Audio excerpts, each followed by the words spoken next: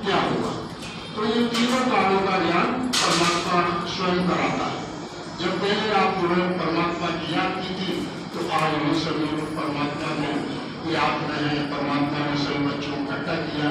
आप जिस अनुसार से अपना भाग्य बनाना चाहते हैं इस युग में, उसी अनुसार से आपका भविष्य बनेगा। तो भाग्य आपके हाथों में। तो इस प्रकार से परमात्मा के बताए हुए ज्ञान पर उनके मुताबिक चलते हैं तो हम 16 कला शत्रु निरुकारी बनते हैं, तभी शत्रु में बन सकते। और दूसरी बात यह कि परमात्मा क्यों यही को परमात्मा माना है। कोई अगर आपसे क्वेश्चन कर दे कि परमात्मा तो राम भी है, परमात्मा तो कृष्ण भी है, तो परमात्मा ये नहीं हो सकती। तो इन्होंने सबने जो है समय समय पर आकर के परमात्मा की याद की और परमात्मा से वादा करके आते कि संसार में हमको शांति आए। और उन्होंने आकर के यहाँ बड़ा प्रयास किया, लेकिन संसार पर पूर्ण शांति नहीं है। और जब उन्होंने परमात्मा की याद की थी तभी ऐसा उस रूप में आकर के जैसे भगवान कह सकते हैं, देवता कह सकते हैं, उन्होंने संसार पर आकर के शिक्षा दी। तो उस प्रकार राम ने भी ये दर्शाया था कि राम ने भी रामेश्वर में उस परमात्मा की याद की तो उन्होंने बताया कि मेरे भी ईश्वर है। राम ने भी दर्शाया कि राम धन ईश्वर मेरे ईश्वर है। कहीं ऐसा नहीं हो कि आप लोग उनको भूलिया हमें भी ईश्वर मानने लगे। तो ये चित्र में ये दिखाया कृष्ण ने गोपेश्वर में तपस्या की तो उन्होंने भी कभी अपने को नहीं बताया कि मैं ईश्वर हूँ। उन्होंने भी बताया कि हम जो तपस्या कर रहे हैं यही ईश्वर है। और उन्होंने परमात्मा का ही संदेश दिया। अर्जुन को समझाते समय भी उन्होंने परमात्मा का संदेश दिया था, स्वयं अपना संदेश नहीं था। उन्होंने कहा था कि कहते कि कृष्ण तन था, कृष्ण का मन था शिव का, और जैसे नाच नचाया और वैसे ही नचो। तो सभी देवता जितने भी थे सभी ने उस परमात्मा को माना है। तो हम लोग भी उसी परमात्मा के पास पहुंचते तभी हमारा जो है संबंध बनता है। जब तक हम किसी से संबंध नहीं बनाएंगे तो उससे प्राप्ति नहीं हो सकती।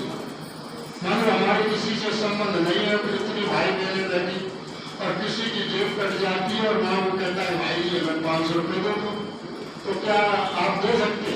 नहीं दे तो हमें पता ही नहीं है ठग है या कैसे जो है हमसे वसूल कर रहा है। उससे संबंध बन जाता है कि वो किसी का संबंध बना लो, वो पिता है तो पुत्र का संबंध बना लो, किसी का भी संबंध बना लो, केवल एक संबंध मत बनाना, उससे मनुष्यता का संबंध। तो जब परमात्मा से संबंध बन जाता है पिता पुत्र का तो पिता की संपत्ति का अधिकार पुत्र को होता है। आपके बच्चे छोटे हैं और तो उनकी सारी व्यवस्था आपको ही करनी पड़ती है, स्कूल भेजना, खाना पैक करना, परीक्षा करना, क्या बच्चा कहता है।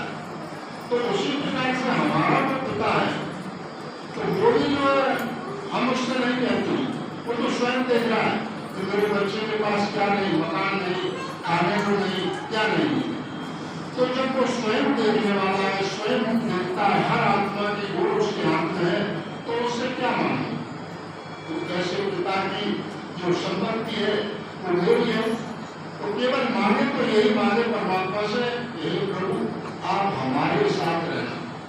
जब परमात्मा से ये कहो मेरे साथ रहना, तो जब परमात्मा आपके साथ रहेगा ना तो कोई समस्या नहीं, न कुछ मांगने पड़ेगा, जहाँ हाथ रखे तो वही सोना हो जाएगा। जैसे उदाहरण तौर पर राजा ने ऐलान किया था कि कल हम अपनी पूरी प्रॉपर्टी नीलाम करेंगे, तो सारे सभी लोग वहां पर इकट्ठे हुए, सुरक्षित पे हाथ रख दिया। तो उन्होंने कहा जहाँ राजा जाएगा वहां तो उसकी पूरी प्रॉपर्टी चली जाएगी। तो वही समझने की बात है कि जहाँ परमात्मा है वहां तो हमें कोई परिस्थिति नहीं, उसकी सारी संपत्ति है, उसका हाथ है मेरे ऊपर, सब कुछ है, सब कुछ करने वाला। तो हमें केवल मानना तो प्रभु आप मेरे साथ रहे हमेशा, हमको सद्बुद्धि दे, क्षमता दे, कोई भी परिस्थिति आए खुशी खुशी सहन करके आपकी याद करें। जो परिस्थितियां तो आती हैं, अभी परमात्मा आपको विश्वास दिला रहा, तो भाई नहीं चलते हैं तो परमात्मा हर चीज को बताता है, हर चीज दिखाता है, तो आगे चल करके वो भी तो कि तुम क्या आप मेरे मुताबिक चल रहे हो या नहीं चल रहे हो। तो जब परमात्मा के मुताबिक चलते हैं तभी हमें उनसे लाभ प्राप्त। इसके लिए हमें ज्ञान की जरूरत पड़ती है, योग की जरूरत पड़ती है, सेवा की जरूरत पड़ती है, धारणाओं की जरूरत पड़ती है। ये जब 5 विषय में हम सक्सेसफुल होते हैं तभी हम परमात्मा के समीप पहुंच पाते हैं। तो हमें इस प्रकार का ज्ञान भी होना चाहिए कि कहाँ किस प्रकार से पाप होता है, किस प्रकार से पुण्य होता है। हम आश्रम में भी आते हैं, यदि हमने किसी आत्मा को असंतुष्ट कर दिया तो हम यहाँ से पाप भी आते नहीं जाते। हमने यहाँ आकर के किसी से क्रोध कर दिया या हमने आगे गंदी कर दी और खाना खा रहे हैं तो हमें ब्रह्म भोजन है तो हमें इसे बड़े सवाल में खाना मुतामा जो कांटों की संज्ञा पर दिखाए गए। तो उन्होंने जब कृष्ण और वो गए देखने तो उन्होंने यही पूछा कि ये बताओ तो प्रभु हमने कोई अपने जीवन में गलती नहीं की है, लेकिन हम इन कांटों की संज्ञा पर क्यों अपना जीवन समाप्त कर रहे हैं। तब उन्होंने देखा बताया कि आपने पूर्व जन्म में एक गाड़ीवान थे और आप गाड़ी चला रहे थे, एक सर्प आने रास्ते में जा रहा था तो आपने सोचा ये गाड़ी के पहिया से बढ़ जाएगा तो ये बढ़ जाएगा, तो आपने उस डंडे से उछाल करके उसे अलग फेंकना चाहा, लेकिन वो कांटों पर गिर गया और जब कांटों में गिर गया तो उस तड़प तड़प उसने वही प्राण किया। तो ये पूर्व जन्म का संस्कार भी है कि हमारे पूर्व जन्म के संस्कार उन्होंने इस जन्म में कोई गलत काम नहीं किया। अब यहीं पर मनुष्य भटक जाता है कि हमारे पूर्व जन्म के संस्कार है, इस समय भगवान की याद करते हैं, 2 घंटा परमात्मा को देते हैं, आज हमें ये बीमारी कैसे लगी, आज हमें ये परिस्थिति कैसे आई। तो आपने इतनी बड़ी तो तपस्या शुरू से की नहीं, ब्रह्मचर्य होकर के शुरू से तपस्या की होगी तो सारे जो है संस्कार समाप्त हो जाते। अब तपस्या आपने 1 साल 2 साल 3 साल 10 साल से की और पिछले संस्कार बहुत खराब है, तो लोग क्या सोचते हैं कि परमात्मा वास्तव में नहीं है, हमने तो बहुत याद की लेकिन परमात्मा ने हमारी मदद नहीं।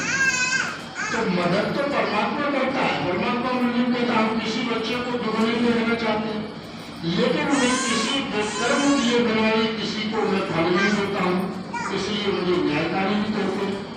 परमात्मा भी उस संविधान से बने हैं कि आप जैसा कर्म करेंगे वैसा फल परमात्मा देता है। तो कैसी भी परिस्थिति हो, कैसी भी समस्या हो, कभी भी परमात्मा का दोषारोपण नहीं लगाना चाहिए। परमात्मा ने मेरी बात नहीं सुनी, हो सकता है उसमें बहुत अच्छा और आगे चल के हो रहा हो, इसलिए अभी हमें थोड़ा नुकसान हो गया। तो कभी भी जो है दोषारोपण नहीं करना चाहिए। जो दोषारोपण करते हैं तो अपने भाग्य को और नीचे ले जाते। जिस प्रकार से हमें भगवान को हमेशा धन्यवाद देना चाहिए। तो कहा किसी ने मधुबन कीर्तानी कोई बहन जो है वो भाई था आगरा का, कोई दिल्ली का था, तो वो उसने जो है कहीं दूसरे देश जाने का टिकट ले रखा था और 10-15 दिन पहले और वो बड़ा ध्यान में चलता था, मधुबन में जाता था सब कुछ, उसका एक्सीडेंट हो गया। उसने भगवान से बड़ी जो है नफरत कर ली। तो मैंने बताया परमात्मा ने अपना याद किया और भोग भी लगाते थे और सब कुछ भी करते थे, और आज मेरे साथ ऐसा क्यों किया इसकी हानि भगवान कहीं नहीं। तो 4-6 दिन बाद हमारे रणजीत भाई ऐसे ज्ञान सुनाने पहुंचे तो उन्होंने जो है उनको बता दिया है ले जाओ अपने परमात्मा को, कहीं कुछ नहीं। मैंने तो इतने सालों से पूजा की, फिर भगवान ने हमारे दोनों पैर तोड़ दिए तो उन्होंने ना भोग लिया तो चले गए। 4-5 महीना बाद फिर उन्होंने सोचा यार चलो आत्मा उस समय गुस्सा में थी, हम चलो देखते कुछ फिर समझाते प्रयास करेंगे। तो जब वो वहां पहुंचे तो उन्होंने बड़े आदर से बैठाना और भोग लियाए कि प्रभु आप भोग खाओ और हमें भोग दो।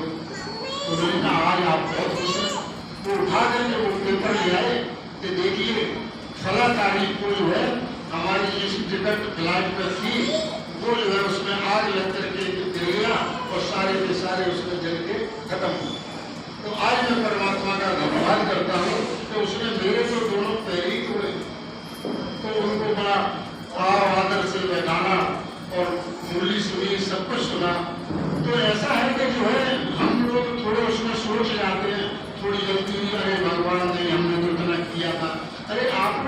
किया था, ये 84 जन्म के संस्कार है, ये कैसे समाप्त होंगे? ये यही तो होंगे, ये तो योग के द्वारा या शरीर के रोग के द्वारा। यदि रोग कर लोगे तो रोग बीमारी नहीं आएगी, हल्के भी निकल जाएगी। हम करें तो पूरा उस प्रकार से नहीं हो पाता है, लेकिन उस नियम के अनुसार से हम चलेंगे तो कम से कम हल्के भी निकल जाएंगे, रपक जाएंगे, फ्रैक्चर नहीं होगा। इतनी मदद परमात्मा तो करता है।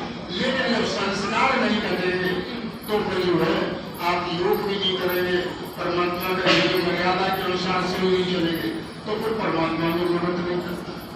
तो हमें इस प्रकार से जो है परमात्मा की याद करना चाहिए और परमात्मा के अनुसार से मुताबिक चलना चाहिए, तभी परमात्मा हमारी मदद करता है। और निश्चय हमेशा रखना चाहिए, कैसी भी परिस्थिति हो, भगवान पर जिसने निश्चय रखा, चाहे पहला हो चाहे कोई हो, कितनों की कहानी है कि लास्ट में जीत नहीं मिले। और जब बच्चों का निश्चय टूट जाता है, कोई कार्य नहीं होता है, तो आलस अंधेरा बन जाते हैं, परमात्मा को सर्व करते, तो वो कभी जीत नहीं सकते। और परमात्मा ने कहा जब निश्चय है तो हार भी जीत में आपकी बदल सकती है। इसलिए परमात्मा को 2 घंटा कम से कम अपना योग करना चाहिए, 1 घंटा पूर्व के संस्कारों को, और 1 घंटा हमारे जो साथ जाएगा वो ऐसे जाएगा कि जहाँ भी हम जाएंगे शांति, सुख शांति वाला परिवार होगा, कोई कलेश नहीं होगा, अच्छे संबंध होंगे, पति पत्नी बच्चों में देवताओं जैसा परिवार आपको मिलेगा। तो इसलिए भविष्य आपके हाथों में है, अपना परिवर्तन करो तभी परमात्मा मदद करे। जय श्री परमात्मा।